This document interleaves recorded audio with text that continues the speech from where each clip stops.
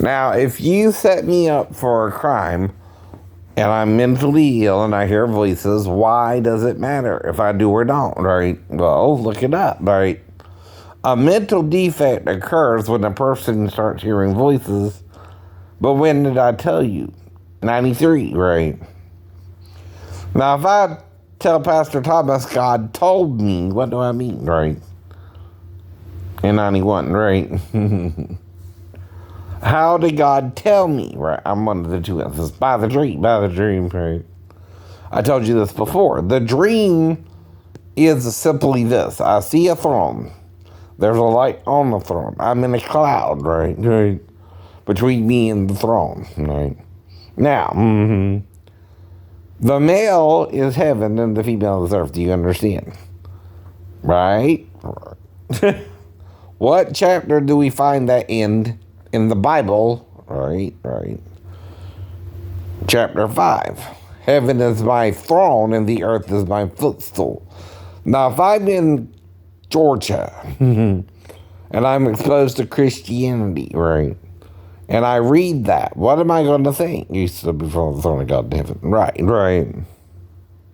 Now, if you stand before the God of the earth in heaven, you would see what? His throne, right?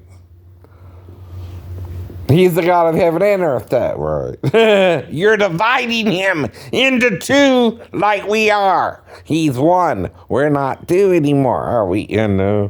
Even. We're so divided. You don't even know there's 3 genders. That's how divided you are. You're not united, you're divided, right? And that's part of my witnessing, right? To the Bible, not you. See, I'm reading something you were taught to deny the read. Jew, Gentile, or Christian, or Muslim, right? Or scientist, right? Whatever you want to call yourselves now, right? None of you, right, want to see the truth, right? John, unfortunately, wrote the book of Revelations in a backwards way. He thought people would understand what he meant, right? You don't. Today, do you, right? That's the problem, Christians. You don't know what John even meant 2,000 years ago, right? And when you pretend, you're no better than the unbeliever, right? Even the unbeliever can pretend to know of Jesus as much as you do, right? But you don't know him, right? You're not like him. You're more like the devil, right? You condemn quicker, Cameron, than you save. You help people go to hell more than you save them from hell by forgiving their sins, right? Brother, we all sin, right? You and your little doohickey friend, right? I don't even know his name, really. But again, he's indoctrinating you into a false doctrine, whether you two know it or not, right? No. You're not to go around condemning people. You're to go around forgiving people their sins, right? And not letting, again, right? What, right? RuPaul's Drag Race get in the way, right? You let RuPaul worry about RuPaul, right? For example, right? But what you can't handle is androgyny itself, right? These women and men, right, who dress up as women or men, right, are doing so because of a missing link in the truth, right? You're not telling the truth any more than they are, but you're both wrong then, right? You understand, right? That's the real problem you have, right? You're trying to accuse each other of sins, but you're committing the same sins. Adultery isn't just sleeping with another man's wife, it's sleeping with someone else's wife too, even if you married her first, right? You understand? Right. If you married the wrong person, just because you're nice to each other, right, don't mean you're with the right person, right? Just because you clicked first or you got hormonally attracted to each other, right, it don't mean you know you're supposed to be with that person or not, right? You're guessing, right? When you guess, you're just being like everybody else. Christian or Jew or Gentile or non-believer, right? Or whatever, a scientist or medical professional, whatever you're being, right? Now, why did Jesus, though, say forgiveness is the key? Forgive to be forgiven, condemn you're condemned, right?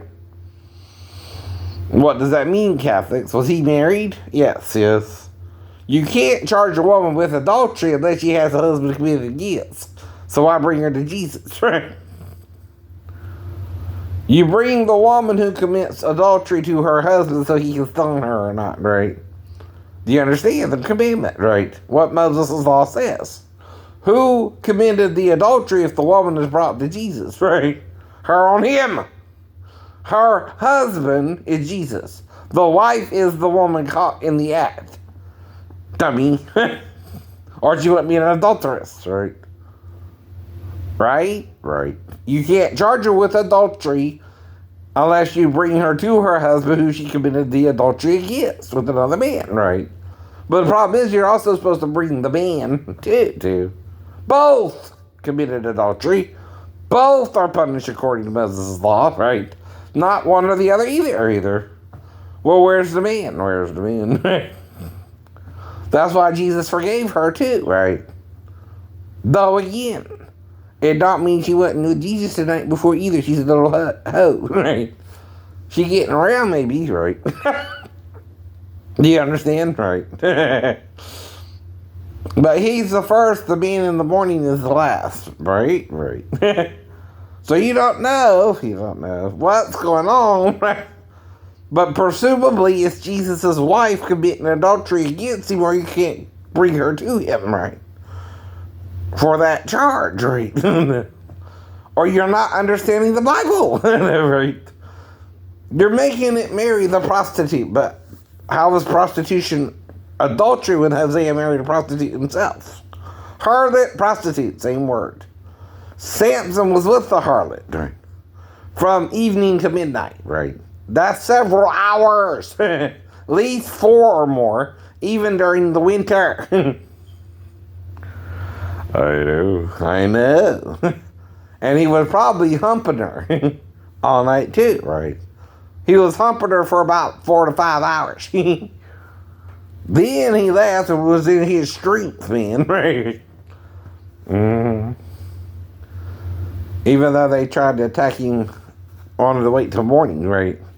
See, they thought he would be at it all night, right? Well, he only did it to midnight, right, with the harlot, right?